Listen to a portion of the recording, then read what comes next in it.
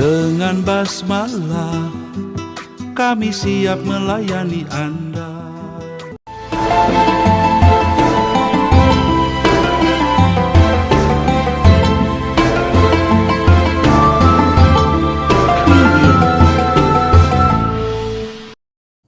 Bismillahirrahmanirrahim. Alhamdulillahi rabbil alamin. Wassalatu wassalamu ala asyrafil mursalin nabiyina Muhammadin sallallahu alaihi wasallam ashabihi wa man ittaba'ahu ila yaumiddin. Amma ba'du fa ya ibadallah, usini wa iyyakum bitaqwallah faqad fazal muttaqun. A'udzu billahi minasy syaithanir rajim. Ya ayyuhalladzina amanu taqullaha haqqa tuqatih wa la tamutunna illa wa antum muslimun. Wahai orang-orang yang beriman, bertakwalah kepada Allah dengan sesungguhnya dan janganlah kalian mati kecuali dalam keadaan Islam. Ma'asyiral muslimin, ikhwani fillah, rahimakumullah. Alhamdulillah, kita panjatkan puji dan syukur kepadanya Allah Subhanahu wa ta'ala yang tidak henti-hentinya melimpahkan kepada kita bagi nikmat karunia sampai saat ini, sehingga kita masih diberikan kekuatan, kemampuan serta kesadaran untuk tetap istiqomah di jalannya, menjalankan syariatnya, serta menunaikan sunnah-sunnah nabinya. Dan tentunya kita bermunajat kepadanya agar semua amal ibadah kita menjadikan nilai pahala di hadapannya nanti di yaumul jazaa. Salawat dan salam teruntuk Nabi kita, junjungan kita, qudwah hasanah kita, Rasulullah Muhammad sallallahu alaihi wasallam, keluarganya, sahabat-sahabatnya, tabi'in dan kita yang terus setia menegakkan, menjalankan sunnahnya sampai akhir hayat kita insyaallah. Hadirin ma'asyiral muslimin rahimakumullah. Dalam fenomena masyarakat kita terkait menunaikan sholat itu cukup mengkhawatirkan gitu ya bagi kita. Ya boleh jadi diantaranya kita juga begitu. Sehingga kalau kita lihat ya persentasinya begitu kecil gitu. Padahal dalam keadaan sehat, sadar, ya tidak dalam keadaan mabok gitu. Enggak. Apalagi kalau dikasih mabok. Setelah dilegalkan miras, tidak dilegalkan saja manusia ini terus berusaha gitu mencari, menghadirkan miras di masyarakat kita sampai di tataran anak-anak kecil. Ini kan sangat mengkhawatirkan. Ya nggak usah mabok lah, tidak mabok saja mereka sulit untuk sholat, apalagi kalau mabok. Bukan hanya itu saja mabok gitu. Ya, akan terjadi berbagai kerusakan, ketidakharmonisan antara satu dengan yang lain, karena memang itu yang dikehendaki oleh setan. Bahwa setan itu dengan adanya mabok, judi, ya, itu akan memunculkan, menghadirkan permusuhan, pertikaian, ya, dendam, kerusakan yang luar biasa. Yang paling dahsyat ada tadi, lupa pikir kepada Allah, lupa sholat gitu ya. Ini kan bahaya sekali, padahal luar biasa. Sholat ini adalah merupakan pondasi yang sangat menentukan hidup seseorang itu bahagia atau tidak. Al-Quran ya, sering mengungkap bagaimana itu sholat, itu esensi sholat, nilai sholat, ya, muhimmatus salah, mengerjakan sholat yang luar biasa tentunya, tidak hanya sholatnya main-main gitu. Maka hadirin ma'asyiral muslimin rahimakumullah yang Allah muliakan, mari kita coba ya, kita bahas ini betapa sholat menjadi ukuran seseorang itu bisa mencapai kebahagiaan, keberkahan, kesuksesan, ketenangan hidup, gitu ya. Nah, ketika itu tidak dilaksanakan dengan baik, maka juga sebaliknya akan mendapatkan berbagai bencana dari Allah Subhanahu wa Ta'ala. Bukan hanya di dunia, sampai nanti di yaumul qiyamah, di akhirat. Di kuburan juga begitu, dia akan mendapatkan bencana-bencana yang luar biasa. Maka ketika satu saat Siti Fatimah datang kepada Rasulullah SAW, bertanya kepadanya, wahai ayah anda, sanksi apa dan bencana apa yang akan menimpa seseorang yang melalaikan dan mempermainkan sholat? Ya, lantas Rasulullah menjawabnya kepada Fatimah, wahai anakku, sanksi dan bencana yang akan menimpa orang-orang yang mempermainkan serta melalaikan sholat ada 15 bencana. 6 di dunia, 3 menjelang mati, 3 saat di kuburan, 3 saat dibangkitkan di yaumul mahsyar. 15, bayangkan. Coba kita lihat nih, yang 6 saja dulu di dunia. Ya. Yang pertama, Rasulullah melanjutkan dalam menjawab pertanyaan Siti Fatimah. Yang pertama adalah akan dicabut keberkahan umurnya. Ya, kita sedikit tidak berkah, panjang tidak berkah. Katanya tidak begitu. Hidup ini harus betul-betul punya nilai hidup ini. Hiduplah sekali, hidup yang berarti. Begitu maksudnya. Ini tidak berkah. Aduh, luar biasa ruginya kita. Dikasih kesempatan hidup oleh Allah untuk mengabdi, untuk menggapai, meraih, mengukir prestasi setinggi-tingginya sampai pada level ketakwaan, level orang-orang yang mendapatkan rahmat Allah, mendapatkan ketakwaan, ya, nilai yang paling tinggi kan itu. Ini justru Allah tidak ada nilai sama sekali, tidak berkah hidupnya ini. Kita tidak inginkan begitu. Kita tidak berharap seperti itu. Hidup ini harus penuh dengan keberkahan. Adanya dia, keberkahan untuk dirinya, untuk keluarganya, untuk lingkungannya, untuk masyarakat yang lebih luas. Kan begitu seharusnya. Ini tidak. Wujudnya aja. Ya. Tidak dikehendaki. Baik untuk dirinya, untuk orang di sekelilingnya, keluarganya, apalagi masyarakat yang lebih luas dari itu. Ya. Kita tidak berharap seperti itu ya.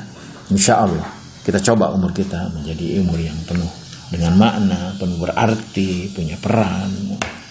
Insya Allah. Nah, maka tunaikan sholat dengan baik. Yang kedua, kata Rasulullah, bagi mereka yang senantiasa melalaikan dan mempermainkan sholat, itu akan dicabut keberkahan rezekinya. Ya, rezeki di situ ya tidak hanya bermakna gitu ya, tidak hanya dari segi hartanya. Ya tentu kalau harta itu ya rezeki. Ya rezeki itu kan bisa istrinya, ya bisa suaminya, bisa anaknya, bisa keluarganya. Itu rezeki itu. Si anak rezeki, si harta apalagi. Ya. Jadi semuanya harus membawa keberkahan. Ada harta jadi berkah. Ada anak jadi berkah, menambah kebahagiaan, menambah ya, ketenangan gitu ya, keceriaan, kesuksesan. Ini tidak. Luar biasa itu. Kasih anak, Allah malapetaka. Suami juga begitu. Mencoreng, istri demikian pula. Allahu Akbar. Nauzubillahi min dzalik. Nah, itu yang kedua. Jadi tidak terbatas, sempit mengartikan rezeki itu.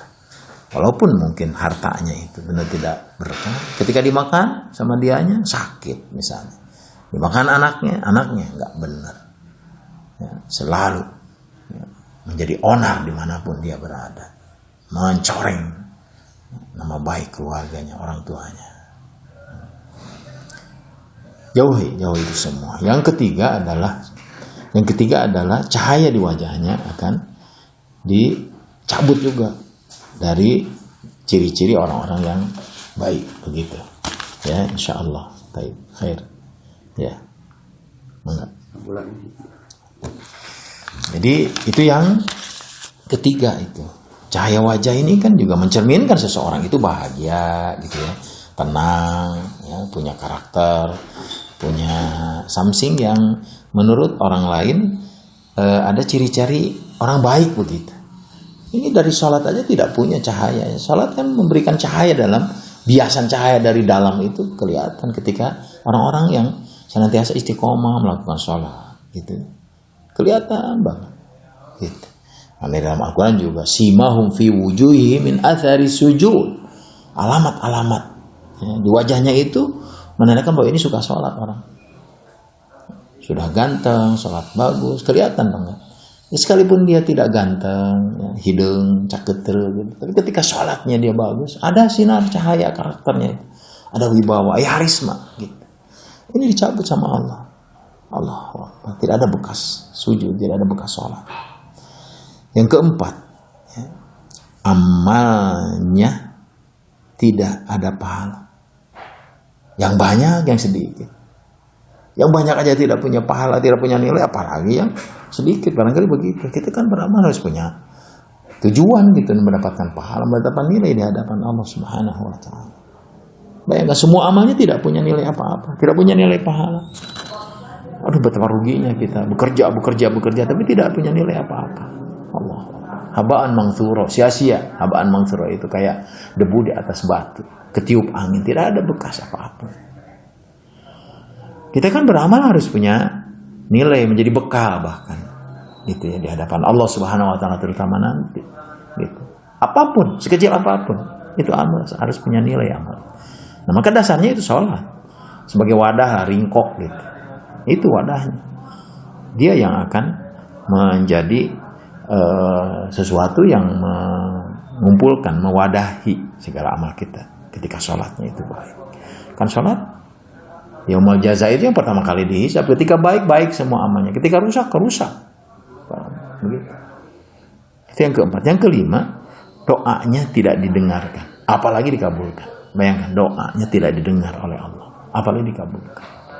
Kan kita berdoa gitu ketika ada something wrong gitu, masalah, bahwa di sisi lain kita sholat tidak istiqomah, tidak komitmen ya, belum berusaha sebaik mungkin khusyuk gitu, baik tepat waktunya, caranya dari mulai wudhu gitu ya, praktek kan begitu.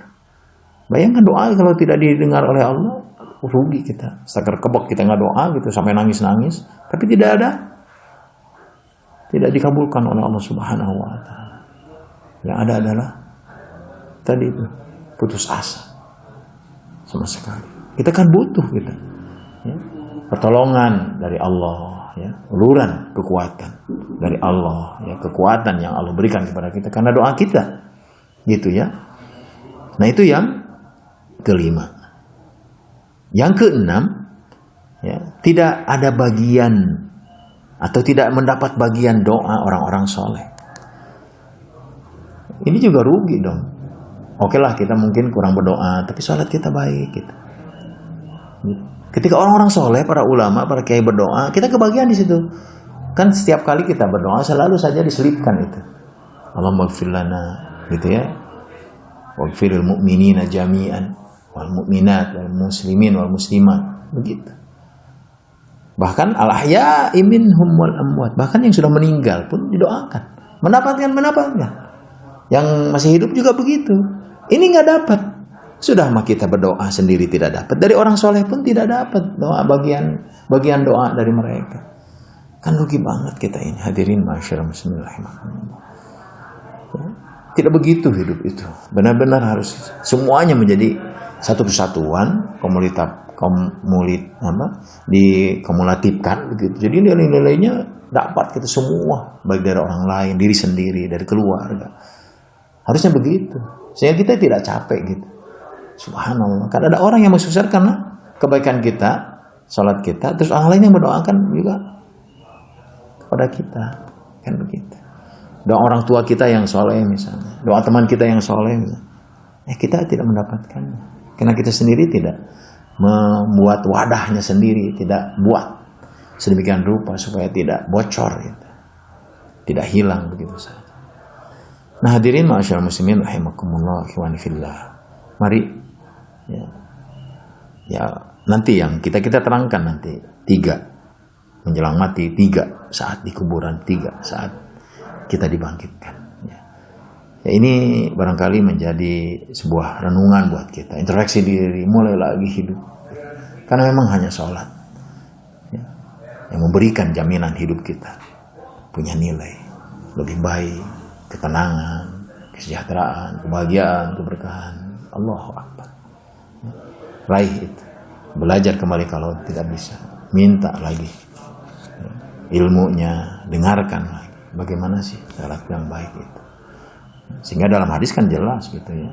Ahabul amali indallahi gitu ya. Itu tadi.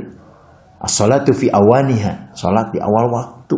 Tentunya ya di awal waktu dengan rentetan proses dari mulai wudu kan. Kuliah itu yang paling Allah cintai. Setelah itu ya jihad fisabilillah, birrul walidain begitu ya.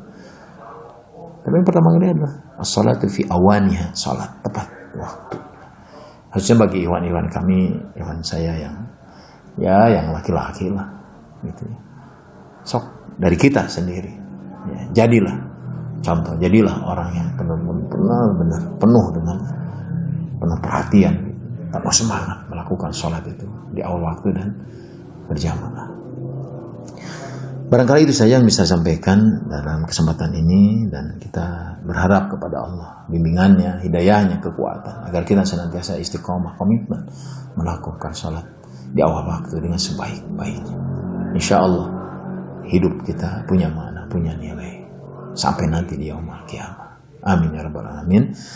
Allahumma ighfir lana dhunubana wa liwalidayna warhamhum kama rabbawna shighara. Rabbana hab lana min azwajina wa dhurriyyatina qurrata a'yunin waj'alna lil muttaqina imama. Rabbana ij'alna muqimas shalah wa dzarriyyatana rabbana wa taqabbal du'a. Amin ya rabbal alamin. Wabillahi taufiq. Terima kasih. Wassalamualaikum warahmatullahi wabarakatuh.